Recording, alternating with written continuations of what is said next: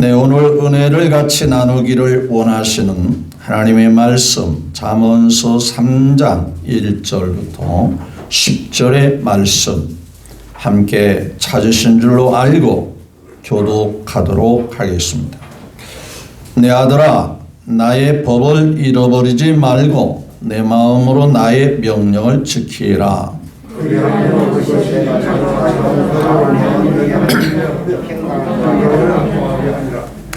인자와 진리가 내게서 떠나지 말게 하고 그것을 내 목에 매며 내 마음판에 새기라.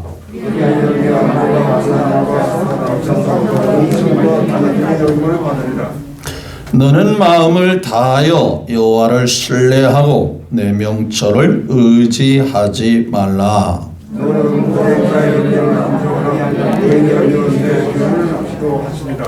스스로 지혜롭게 여기지 말지어다. 여호와를 경외하며 악을 떠날지어다.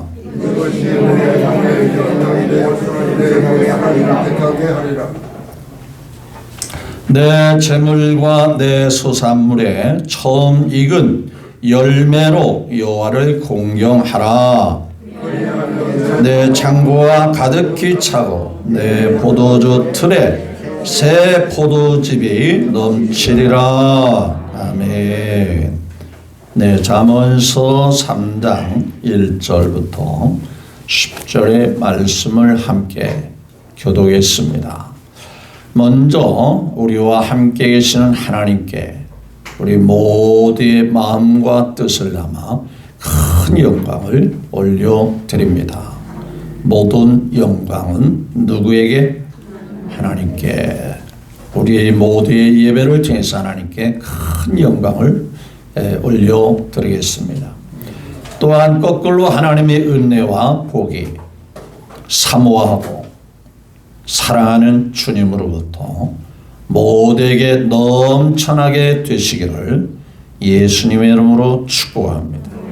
오늘의 예배가 한 주간 하루하루 시간시간 하나님이 돕는 은혜로 인하여 승리하시고 행복하시기를 거듭 주님의 이름으로 축복합니다. 우리 옆에 사람과 함께 정중히 예를 갖춰서 인사 나눕니다. 주님의 이름으로 사랑하고 존경하고 축복합니다. 한번 해주세요. 네, 감사합니다. 지난 시간에 요한복음 15장에서 이 봄철에 농부의 손이 바쁘게 움직이듯이 1년 농사에 대한 소망을 안고 잘 가꾸듯이 포도나무와 가지에 대한 말씀을 드린 바 있습니다. 가지에게서는 반드시 열매를 맺어야 하는 것이죠. 만약 가지에서 열매를 맺지 않는다면 두 가지예요. 첫째는 뭐라고 해도 붙어 있지 않아서 그런 것입니다. 붙어만 있으면 가지에서 꽃이 피고 열매가 맺고 열매가 자라고 열매가 잘 익게 되겠죠. 붙어 있지 않으면 말라 비틀어져요. 쓸모가 없어요. 두 번째로는 열매가 없다고 하는 것은 그 가지가 붙어 있는 것 같은데 병이 들었어요. 병이 들으면 열매가 없어요. 신앙생활에도 마찬가지죠. 신앙생활을 오래 했다도 변화가 없다. 삶의 변화가 없다. 삶의 기쁨이 없다. 두 가지로 볼 수 있어요. 붙어 있지 않든지 아니면 내 신앙이 병들었든지. 그렇죠? 여러분들 열매가 잘 맺어가고 있으리라 믿습니다. 더 많은 풍성한 열매가 하나님의 복으로 넘쳐나시기를 예수님의 이름으로 축복합니다. 오늘의 말씀을 통해서 그리스도인의 삶의 좌우명이라 하는 주제로 함께 은혜를 나누기를 원합니다. 망망한 대에서 어선이 고기를 잡다가 기관실에서 불이 났어요. 선원들이 급하게 움직이면서 구명보트에다가 바람을 집어넣고 이제 그 모선에서 떠나야 되는 겁니다. 허둥지둥 구명조끼를 입고 구명보트를 내리고 이제 빨리 불난 그 모선에서 피해 가야 되는데 유일하신 선장님이 급한 와중에서도 무언가를 챙기는 거예요. 아니 지금 시간이 초능이 지금 급한데 한시가 급합니다. 뭔가를 자꾸 찾는 거예요. 아 이제 됐다 하면서 찾아온 것이 무엇인지 아십니까? 그 급한 와중에 목숨을 잃어버린 그 상황에서 정말 중요한 거 한 가지. 망망한 바다입니다. 끝이 보이지 않는 바다예요. 소위 말하면 지척을 분간할 수 없는 그런 상황이에요. 그런 상황에서 유일하게 선장님이 이 구명 보트에 올라타면서 챙긴 거 한 가지. 구명 조끼도 중요하죠. 그래야 뜨니까요. 그런데 그 선장님이 더 중요하게 여긴 것은 나침반이었어요. 나침반. 왜냐하면요. 망망한 바다에 계속 있을 수가 없어요. 그러므로 이 구명 보트를 제대로 이끌려면 망망한 바다에서 좌우 앞뒤를 가릴 수 있는 나침반이 중요하더라. 계속 망망한 바다로 나갈 수가 없잖아요. 적어도 어느 쪽으로 가야만이 육지에 다다를 수 있고 섬에 다다를 수 있다고 하는 것을 선장님은 알기 때문에 아무것도 보이지 않는 상황에서 나침반을 챙겨서 그 구명에 올라타서 그 배는 안전하게 목숨을 건졌다라고 하는 이야기를 들을 수 있었어요. 여러분, 우리의 삶은 망망한 바다를 사는 것 같이 망망한 바다를 헤쳐나가는 항해사와 같이 우리에게도 나침반 같은 그 중요한 것이 필요한 거예요. 그게 뭐냐면 좌우명이라고 하는 거예요. 좌우명. 방향과 목표를 알려주는 나침반 같은 이 역할, 바로 그게 좌우명이 좌우명. 인생의 성공을 위해서는 자기만의 확고부동한, 자기만의 분명한 삶의 의무와 목표를 가지고 살 수 있는 나침반과 같은 좌우명이 필요하다는 얘기예요. 유명한 사람들을 만나며 흔히 좌우명이 무엇인가를 묻습니다. 그죠? 어떤 좌우명이 그를 성공적인 삶으로 그의 삶을 형통하게 만들었는지 궁금하기 때문에 물어보는 거죠. 이 처음에 이 좌우명이라고 하는 유래는요, 그 중국의 후한의 유명한 학자인 채원에서 비롯이 됐다고 그래요. 이 사람이 자기 형을 죽인 그 원수를 복수해서 이 사람이 유랑방랑 생활을 하다가 죄가 돼 감옥에 들어갔습니다. 다행히 죽지는 않고 사면이 되어 풀어줬어요. 그는 몇 가지 주의를 주면서 다시는 네가 그런 삶을, 그런 행동을 해서는 안 된다라고 하는 조건을 가지고 풀어준 거예요. 자, 그래서 그가 또다시 목숨을 잃을 수도 있다고 하기 때문에 자신의 항상 주의를 요하는, 자기 삶을 늘 되돌아볼 수 있는 좌우명을 자기 의자에다 싹 써붙이고 붙여놓고 살았다고 하는 얘기예요. 그 내용이 무엇이냐면요, 남의 단점을 말하지 말자, 나의 장점을 자랑하지 말자, 남에게 베푼 것은 기억하지 말자, 남의 베품을 받으면 잃어버리지 말자. 이 네 구절이 최원이라는 사람이 자기가 늘 함께 앉아있는 그 자기 의자 좌우에다가 그걸 붙여놓고 늘 그것을 교훈으로 삼았다고 그래요. 여러분, 나름대로 성공한 사람들에게는 좌우명이 있을까요? 없을까요? 반드시 있는 거예요. 예를 들어서 백화점 와나 메이커라고 하는 사람은요, 이런 좌우명을 가지고 살았다고 그래요. 즐거운 마음으로 바쁘게. 삶이 바쁘지만 즐거운 마음으로 바쁘게 살자. 그런 좌우명을 가졌다고 그래요. 그런가 하면 카네기라고 하는 사람은 반드시 민물의 때가 온다. 힘들고 어렵지만은 민물의 때가 온다. 기회가 온다는 얘기예요. 월마트 샘 월튼이라는 사람은 산을 옮기는 사람은 작은 돌멩이부터 옮겨야 한다라는 좌우명을 가지고 살았다고 해요. 이런 좌우명이 그들의 삶을 성공적인 삶으로 이끌었다고 하는 거예요. 여러분, 저와 여러분들은 하나님을 믿고 하나님께 사랑받기를 원하는 자들이에요. 누구보다도 하나님께 큰 복을 받고 큰 은혜를 받고 큰 사랑 속에 살기를 원하지 않는 사람은 이 자리에 한 사람도 없으리라고 생각합니다. 당신은 사랑받기 위해 태어난 사람, 지금도 그 사랑 뭐예요?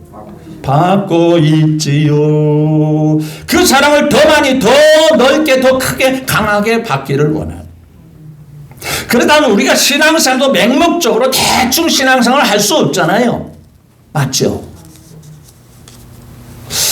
정말 신앙생활이 중요하다고 여긴다라면 우리에게도 신앙 안에서, 믿음 안에서, 믿음 생활에도 좌우명이 있어야 될까요? 그냥 대충 기분 내키는 대로 해야 할까요? 있어야 되는 거예요. 분명한 나의 신앙의 목표와 의미를 되새기는 좌우명이 있어야 됩니다. 맞죠? 그렇다면 오늘 5절을 한번 같이 볼까요? 5절, 6절을 함께 보겠습니다. 자, 5절, 6절 시작. 너는 마음을 다하여 여호와를 신뢰하고 내 명철을 의지하지 말라. 너는 범사의 그를 인정하라. 그리하면 내 길을 지도하시리라. 자, 이 말씀을 우리식으로 바꿔서 한번 좌우명으로 삼으면 어떨까 하는 생각이 들어요. 나는 마음을 다하여 여호와를 뭐하리라? 신뢰하리라. 첫째 좌우명. 나는 대충이 아니죠. 어떻게? 마음을 다하여 하나님을 신뢰하리라.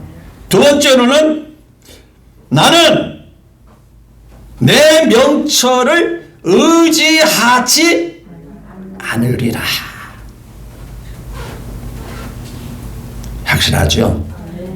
세 번째 한번 더 해봅시다. 나는 범사의 그를 뭐해라? 인정하리라. 뭐 1절부터 10절까지 좀 더 내용이 풍부하지만 이 세 가지 안에 다 들어있는 거예요. 여러분, 하나님을 잘 믿고 하나님 사랑받기를 원한다면 이 세 가지가 우리 신앙 삶에, 신앙의 삶에 좌우명이 되었으면 참 좋겠다.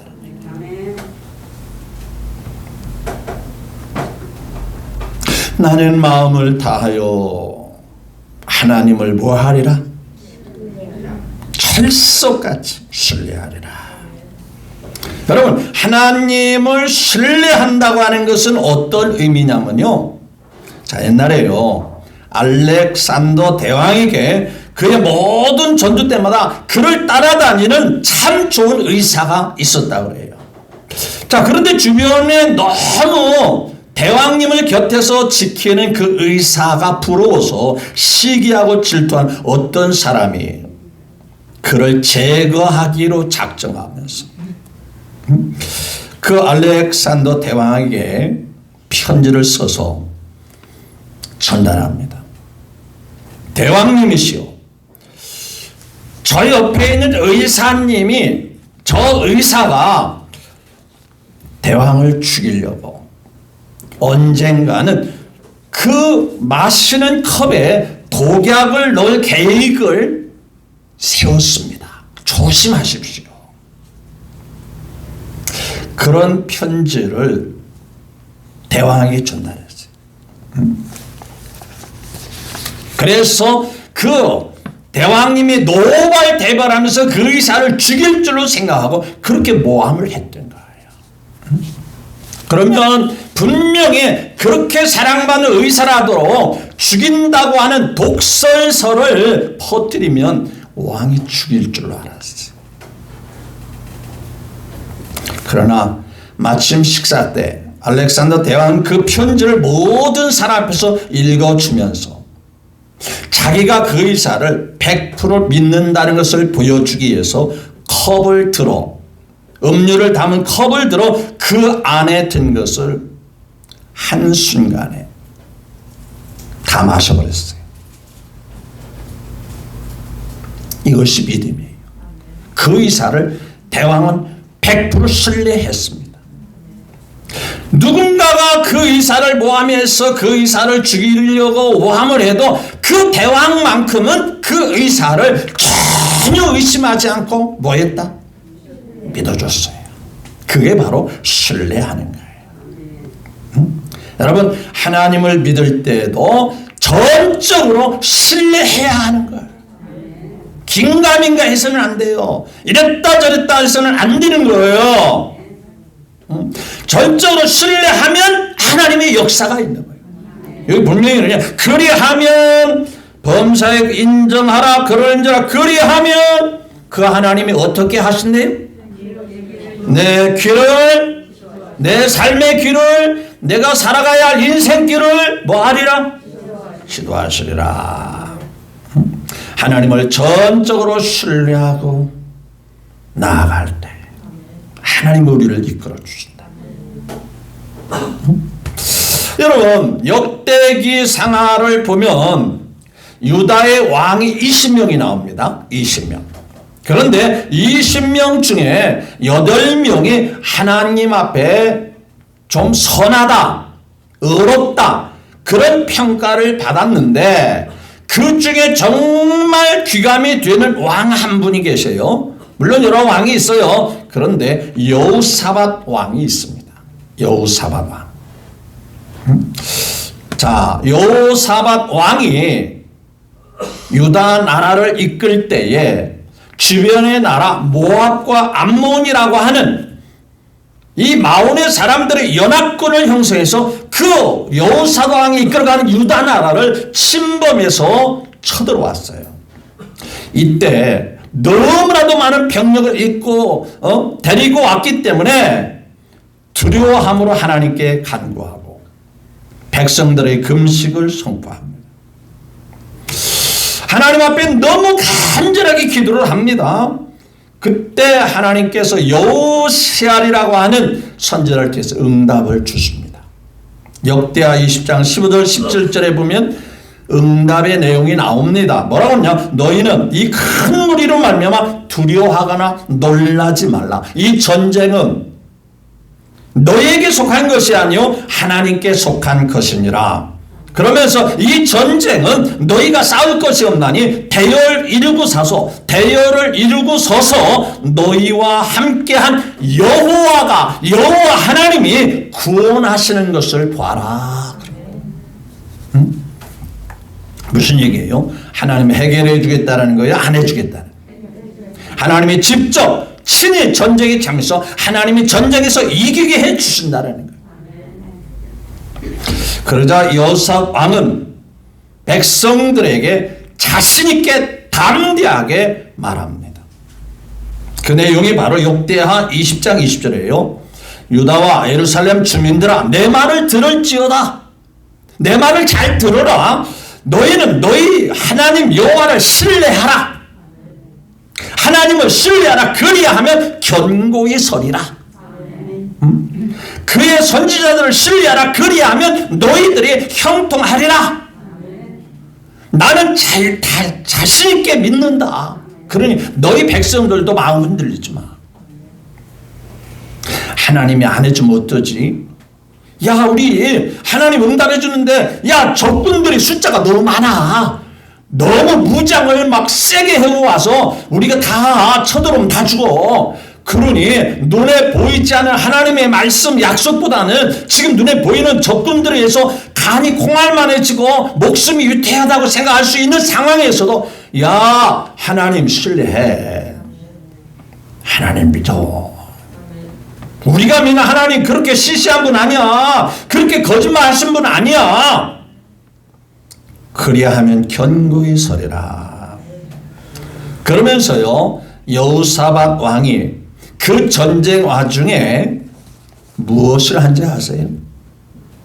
자, 적들을 앞에 놓고 이 전쟁은 하나님이 이기게 해준다고 그랬으니 우리는 그저 가서 구경하는 차원에서 하나님을 높여드리는 찬양하자. 찬송 부르자. 그래서 여호사밧이 그 전쟁의 와중에도 성가대를 조직해요.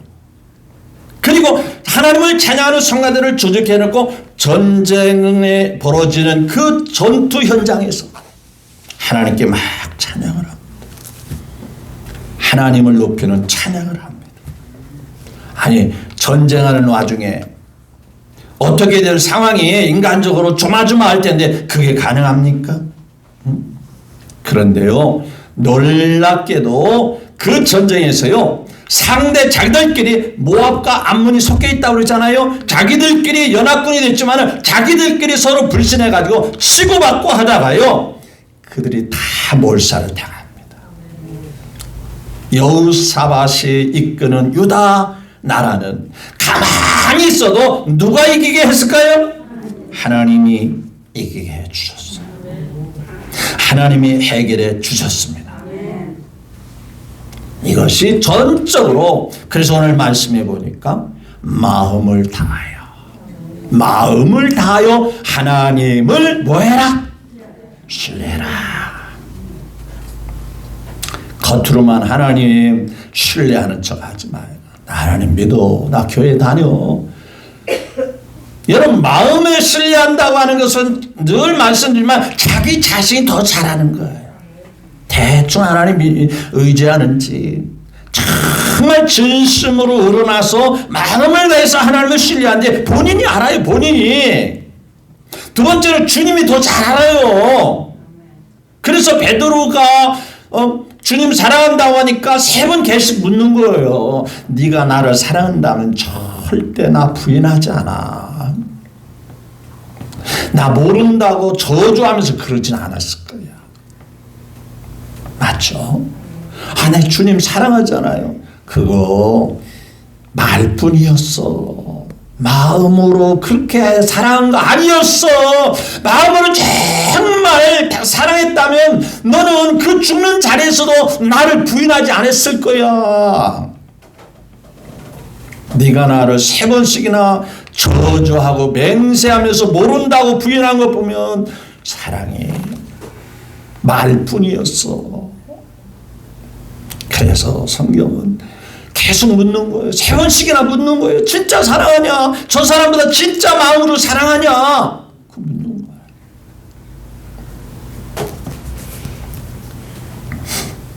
하나님을 철저까지 신뢰하는 것. 첫 번째 좌우명이 될 수 있기를 예수님의 이름으로 축복합니다. 하나님 믿고 하나님 의지하고. 여러분, 세상의 모든 일들이 사람의 힘만 가지고는 해결할 수 없잖아요.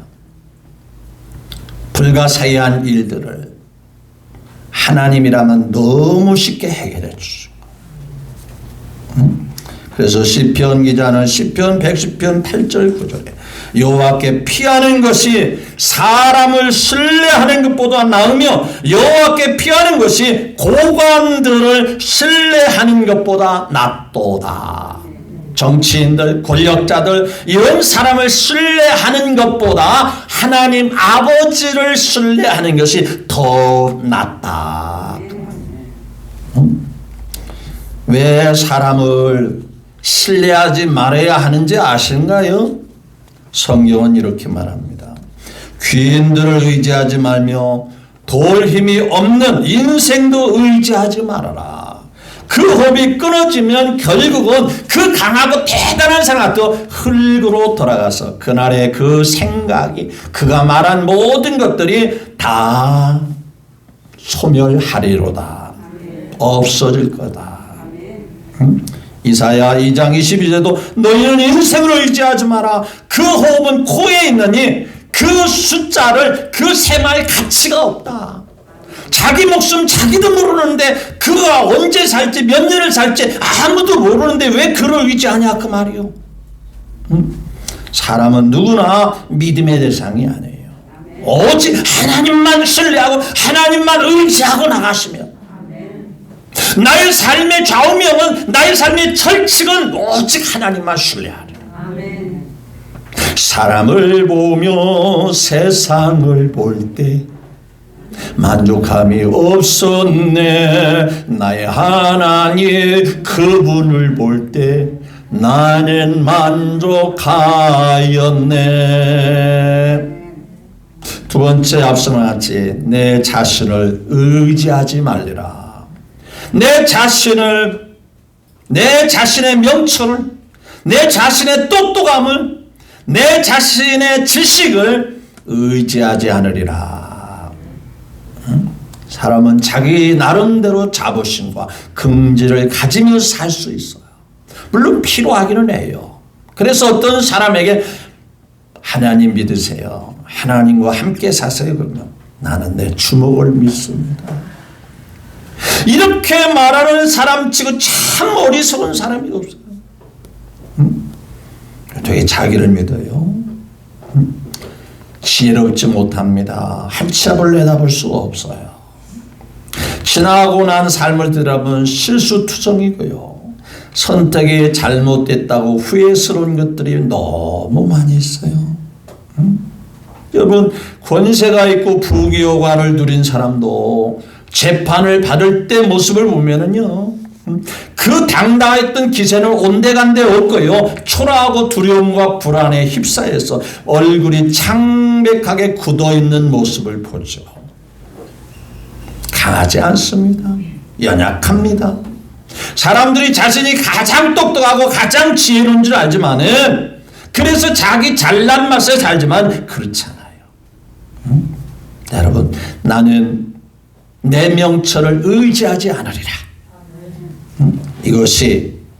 이것이 우리의 두 번째 좌우명이 될 수 있기를 예수님의 이름으로 축복합니다.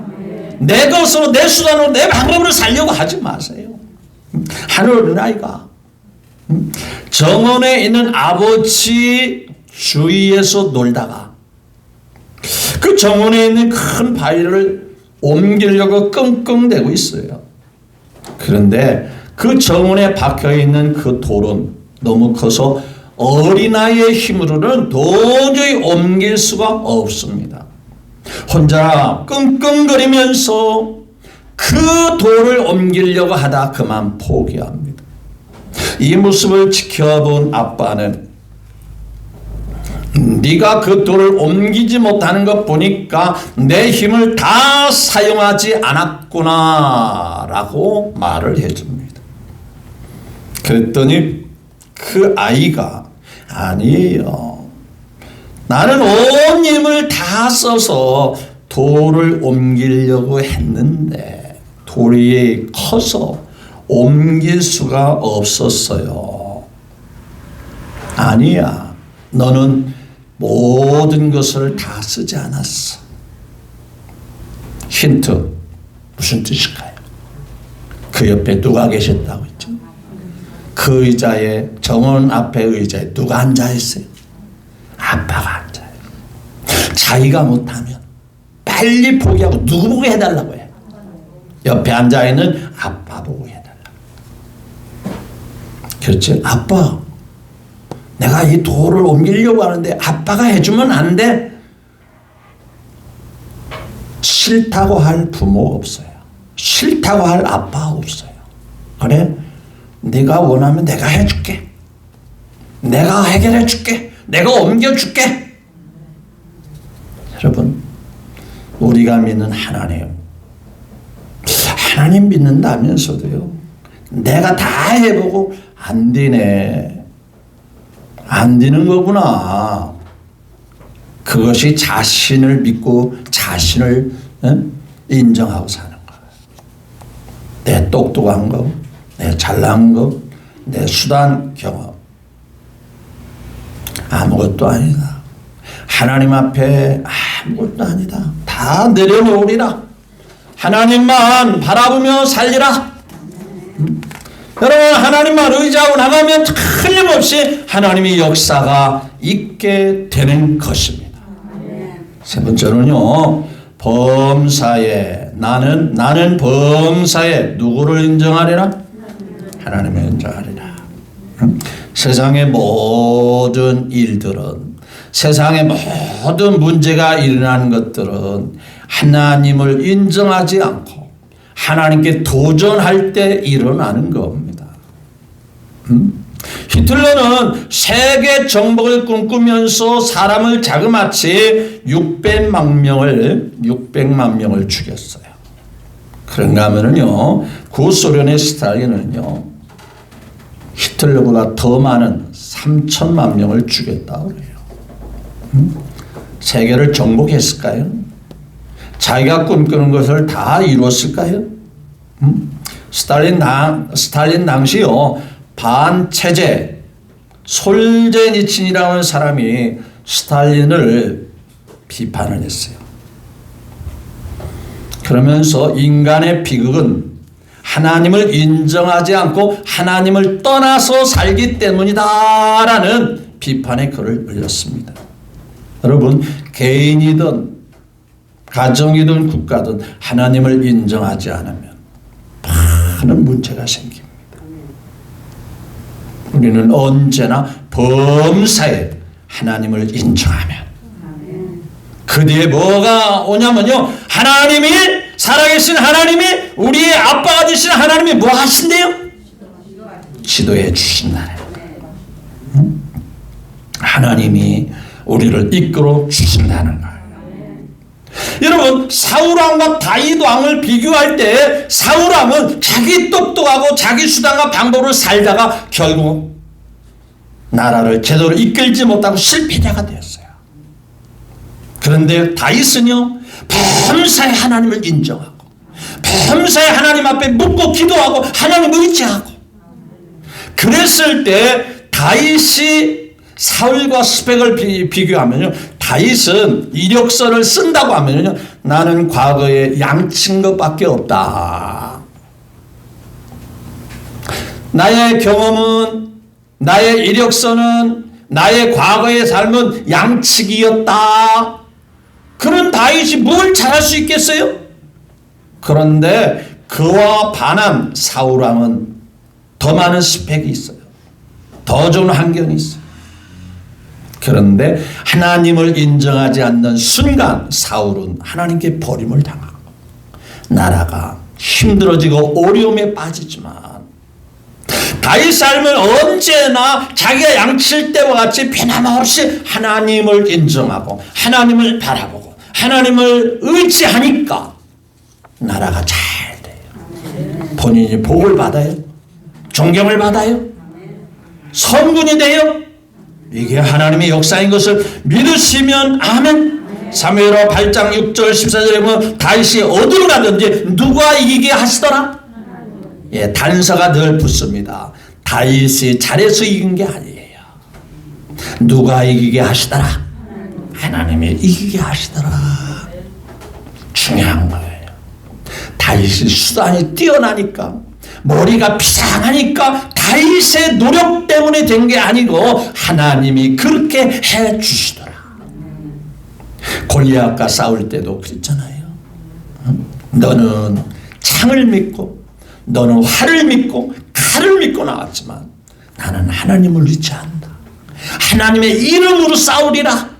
하나님의 이름으로 너에게 나아간다. 그랬을 때 결과가 어떻게 됐어요? 하나님이 대신하지 않았어요? 하나님이 이기게 하지 않았어요? 세상 싸움으로 비교하면 다윗이 그 전적으로 비교하면 10분의 1도 안 돼요. 100분의 1도 안 돼요. 그런데 다윗이 이긴 거예요. 누가 이기게 하셔?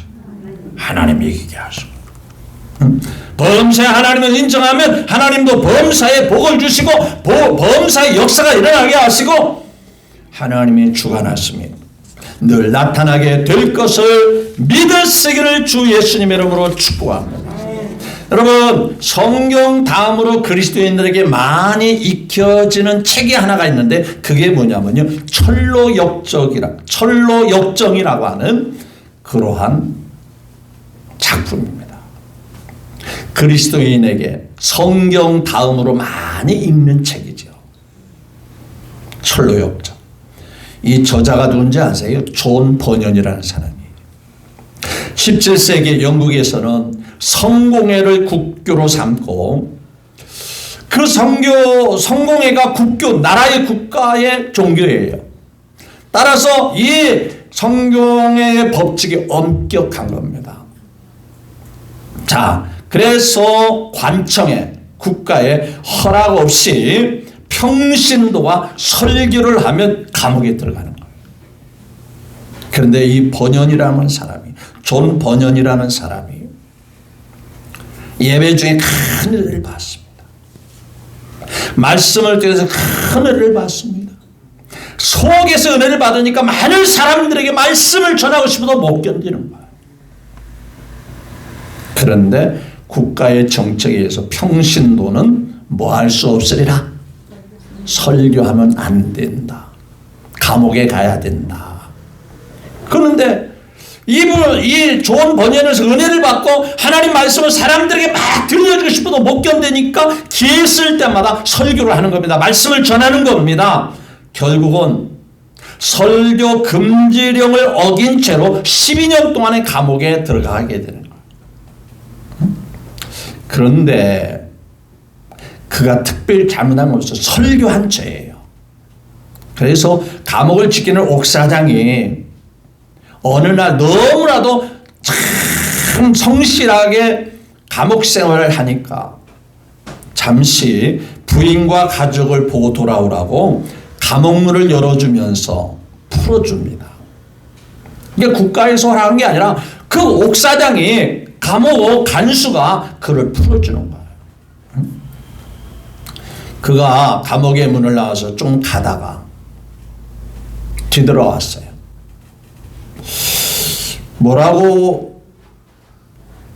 뒤돌아오면서 뭐라고 얘기한지 아세요? 당신의 호의는 고맙지만 내가 가족을 만나고 돌아오는 것은 성령님이 인도하는 길이 아니라고 생각이 돼서 돌아온다. 그러니까 국가에서 정식적인 허가를 받고 하는 게 아니라 몰래 옥사장의 배려로, 옥사장의 개인적인 어떤 생각으로 나를 풀어줘서 집에 가족을 만나고 돌아오는 것 그 자체는 고맙지만 성령님께서 기뻐하는 일이 아니라고 생각하기 때문에 가던 길을 멈추고 뒤돌아온다. 그런데요, 놀랍게도 1시간 뒤에 국왕이 직접 감옥을 시찰하면서 존 번연이 감옥에 갇혀 있는 것을 확인하고 돌아갔어요. 만일 이 존 번연이라는 사람이 옥사장의 말을 듣고 가족을 만나고 한 저녁 때쯤 왔다고 생각해 보십시다. 누가 죽어요? 왕의 엄명을 금한 옥사장과 누가 죽어요? 존 번연이라는 사람이 죽습니다. 그런데 누구의 뜻을 따르니까? 하나님의 뜻, 성령님의 뜻을 따르니까 죽지 않고 12년 후에 풀려나서 대작이 되는 철로 역정을 쓰게 되는 거예요. 여러분, 범사에 하나님의 인도를 받으면 성공할 수밖에 없어요. 실패하지가 않아요. 여러분, 때로는 우리는 부모님에게, 선배에게, 경험자에게 삶의 길을 물을 수 있어요. 왜? 그분들 존경하고 그분들 연륜이 있고 경륜이 있고 훌륭하시니까요. 그런데 우리의 삶을 가장 안전하게 인도하신 분은 하나님이심을 믿으시면 아멘. 적어도 우리 그리스도인들은 나는 어떠한 상황에도 하나님을 신뢰하리라. 내가 똑똑하고 내가 잘났고 내가 잘할 수 있는 거 그거 내가 의지하지 않고 범사에 예수님만 인정하고 고백하며 살리라. 나의 평생 소원은 나의 평생 나의 목표는 주님 잘 섬기다가 주님 뜻대로 살다가 주님 앞에 나아가리라. 내 평생 소원 이것뿐. 주의 일 하다가 이 세상 이별하는 날 주 앞에 가리라. 금보다 귀한 믿음은 그 어떤 무엇보다 금보다 귀한 믿음은 참법의 대도다. 이 진리에 믿는 사람들 다 복을 받아요. 복을 받을 수밖에 없어요. 나름대로 성공하고 유명인에게 삶을 잡아주는, 삶을 똑바르게 해주는 좌우명이 있듯이 우리 평안교회 식구 저와 우리 모두는 어떠한 상황에도 하나님을 철석같이 신뢰하고 내가 똑똑하고 잘난 거 다 내려놓고 주님만 범사에 인정하고 고백하며 살아갈 때 언제든지 그분이 나를 이끌어주시고 내 가정을 이끌어주시고 우리 가족을 이끌어주는 놀라운 역사의 복이, 이 역사의 은혜가 여러분에게 넘쳐나게 되시기를 거듭 주 예수님의 이름으로 축복합니다.